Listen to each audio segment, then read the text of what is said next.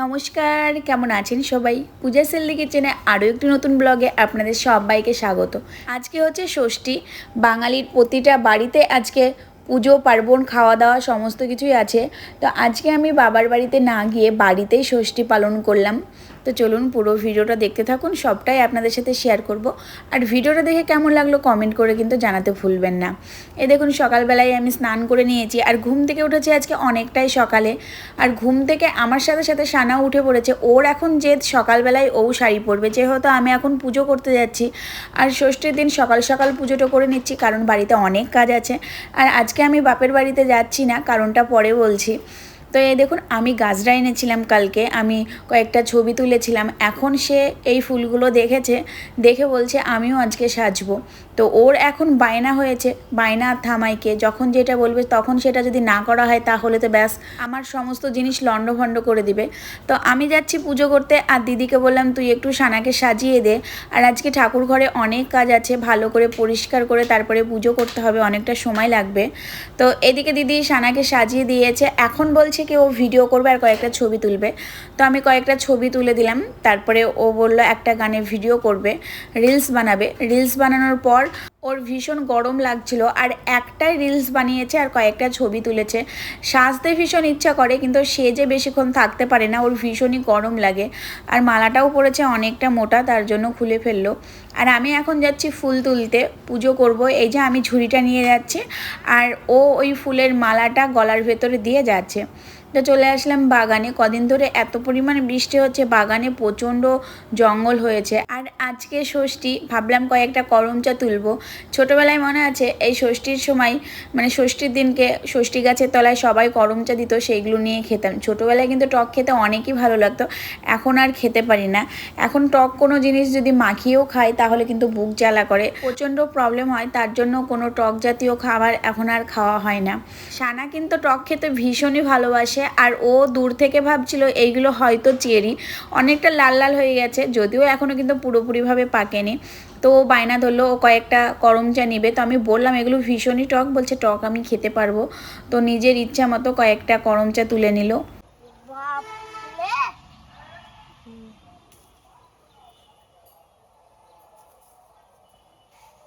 আর না ওই হয়েছে, আর নিতে হবে না, দেখি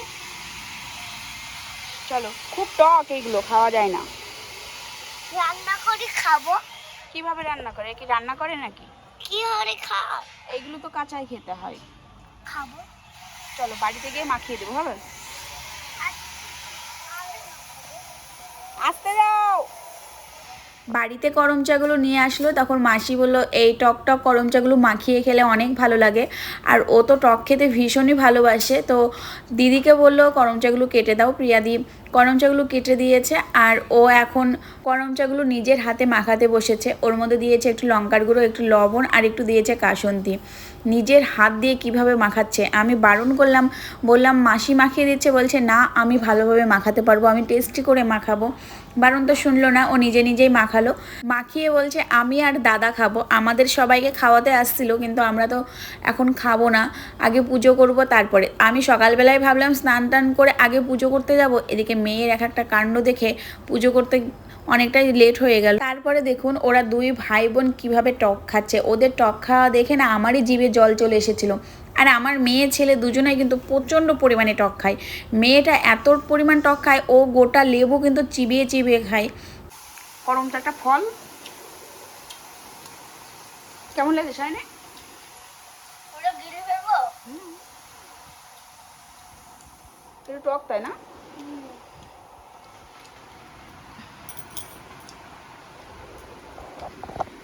এমনি ভালো লাগছে।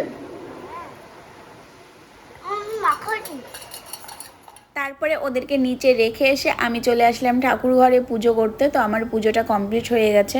আজকে তেমন একটা বেশি ফুল পাইনি, অনেকেই ফুল হয়তো তুলে নিয়ে গেছিলো, অনেক কম ফুল ছিল। তো যেইগুলো ফুল, মানে যেই ফুলগুলো ছিল সেই ফুলগুলো দিয়ে ভালোভাবে কিন্তু সাজানো হয়নি, মনের মতো করে সাজানো হয়নি। তো যাই হোক, যতটা পাওয়া গেছে ততটা দিয়েই আমি সিংহাসনটা সাজালাম। তো পুজো টুজো কমপ্লিট করে এখন নিচে চলে আসলাম।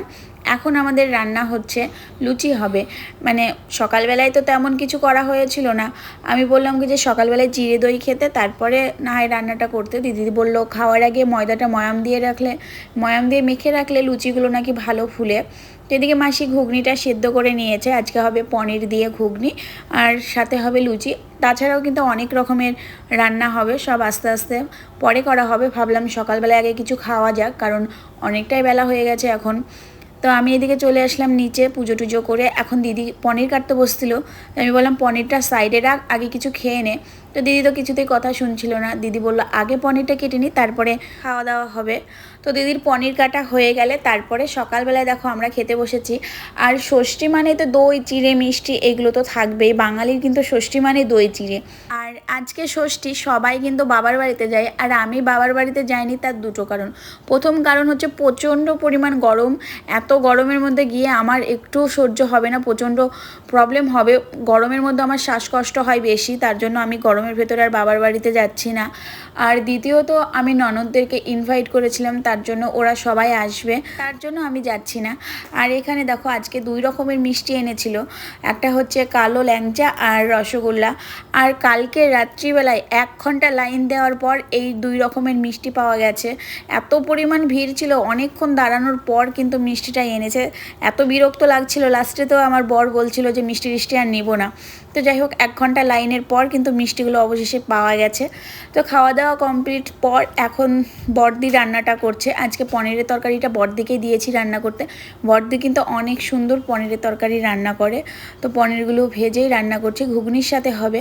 প্রথমে বলেছিল আলাদা আলাদা করতে, তো আমি বললাম নিরামিষ যখন তরকারি হবে একসাথেই করো, তাছাড়াও অনেক রকমের রান্না থাকবে আজকে। আর যেহেতু আমরা আজকে কোনো আমিষ খাবো না, তার জন্য বললাম শর্টকাটে একটা তরকারি করো, পনিরের তরকারি নিরামিষ। তো অনেকটাই পরিমাণ হয়ে গেছিলো, তার জন্য একটা কড়াই আর ছিল না, 2টো কড়াইয়ে দেওয়া হয়েছে। পনিরের তরকারিটা দারুণ রান্না করেছিল বড়দি। আর এদিকে মাসি ইলিশ মাছটা পরিষ্কার করে ধুয়ে নিচ্ছে। আর আমিষ রান্নাগুলো পরে করা হবে, প্রথমে নিরামিষ রান্নাগুলো হবে, তারপরে আমিষ রান্নাগুলো করা হবে। সকালবেলায় চিড়ে খেয়ে সবারই একদম পেট ভর্তি। তো আমি সবাইকে বললাম এখন লুচি কেউ খাবে না, এখন কিন্তু আর লুচি ভাজতে হবে না।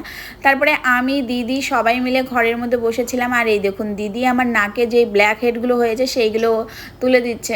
প্রচণ্ড পরিমাণে চুল কাটছিল, আমি নাক চুল কাটছিলাম, সেটা দেখে দিদি বলছে আই তোর নাকটা আমি পরিষ্কার করে দিই। তো আমার নাকে প্রচণ্ড পরিমাণে ব্ল্যাক হেড হয়েছে, কারণ আমরা কিছুদিন আগে অযোধ্যায় গিয়েছিলাম, এত ধুলো পড়েছে, তার জন্য এমনটা হয়েছে। আর এমনিতেও আমার নাকে কিন্তু খুবই ব্ল্যাক হেড হয়, এটা কীভাবে যে রিমুভ করবো ভগবান জানে। যখনই পরিষ্কার করতে যাই তখন খুব ব্যথা লাগে, তার জন্য আমি আর করি না। তো দিদি আমাকে আজকে মানে এত কষ্ট দিয়ে তুলে দিয়েছে ব্ল্যাক হেডগুলো, আমি দেখুন কাঁদতে লেগেছে, আমার চোখ দিয়ে না জল বেরিয়ে গেছে, এমনভাবে চাপ দিয়েছে আমার প্রচণ্ড ব্যথা করছিল। কিন্তু নাকটা কিন্তু একদম পরিষ্কার হয়ে গেছে। তারপরে ঘুগনিটা যখন হয়ে যায় তারপরে দিদি এদিকে ইলিশ মাছ করছে, ইলিশ মাছের শস্য বাটা। আর ইলিশ মাছটা কিন্তু শুধুমাত্র ছেলেদের জন্য করা হচ্ছে, আমরা তো আজকে কেউই খাবো না, মেয়েরা। আজকে ষষ্ঠী বলে সকালবেলায় বসু গিয়ে এই মাছটা নিয়ে আসে। ও হয়তো জানতো না যে মেয়েরা ষষ্ঠীর দিন আমিষ খাবার খায় না, অনেকেই আছে এমনটা যে জানে না। ও এসব বিষয়ে বেশি মাথা ঘামায় না, তার জন্য হয়তো জানে না। তো সকালবেলায় ঘুম থেকে উঠে মাছটা নিয়ে এসে বলছে এই দেখো ষষ্ঠীর দিন একটা বাংলার ইলিশ মাছ নিয়ে আসলাম। তো আমরা বলছি আজকে আমরা খাবো না, তার জন্য তুমি হয়তো বাংলার ইলিশ মাছটা এনেছো। ও কিন্তু জানতো না সত্যিই যে আজকে মেয়েরা আমিষ খাবার খায় না। ও ভেবেছে সবাই কিন্তু ভালো মন্দ খায়, ষষ্ঠীতে তো সব বাড়িতেই ভালো মন্দ রান্না হয়, ও ভেবেছে সবাই খাবে। আর ওর বোনরা আসছে, আমার ননদরা, তার জন্য ইলিশ মাছটা এনেছে। তো যাই হোক রান্নাটা হয়ে গেছে। ইলিশ মাছের ঝোলটা একটু বেশি রাখা হয়েছে, যেহেতু আজকে অন্য কোনো মেনু বলতে ডাল হয়েছে, আর কি হয়েছে আমার অতটা মনে নেই। বেশিরভাগ সময়টা তো আমি রান্নাঘরে ছিলাম না, তার জন্য কি রান্না হয়েছে আমি বলতে পারবো না। তবে অনেক কিছুই হয়েছে, ডাল, সবজি, ইলিশ মাছ, আর কি হয়েছে যাই হোক। তারপরে এদিকে দেখো সন্ধ্যাবেলায় এখন লুচি ভাজা হচ্ছে। দুপুরবেলায় চিড়ে খেয়ে তারপরে তো পেটটা একদম ভর্তি ছিল। আর চিড়ে দই খাওয়ার পর না খুব একটা খিদে লাগে না, চিড়ে দই খেলে প্রচণ্ড পরিমাণে পেটটা ভর্তি হয়ে থাকে, খুব তাড়াতাড়ি খিদেও লাগে না। তো মাসি এদিকে লুচি ভাজছিল। প্রথমে লুচিগুলো ফুলছিল না, কারণ তেলটা গরম হয়েছিল না, পরে কিন্তু লুচিগুলো খুব সুন্দরভাবে ফুলেছে। আর গরম গরম লুচি খেতে কার না ভালো লাগে, পুজোর দিনগুলো আসলে বেশ ভালোই লাগে গরম গরম লুচি আর তরকারি, অনেকেরই প্রিয়, আমারও ভীষণ ভালো লাগে। তবে একা থাকি বলে সেই রকমভাবে তৈরি করাও হয় না, খাওয়া হয় না। আজকে বাড়ির সবাই একসাথে, তার জন্য তৈরি করে খাওয়া হচ্ছে।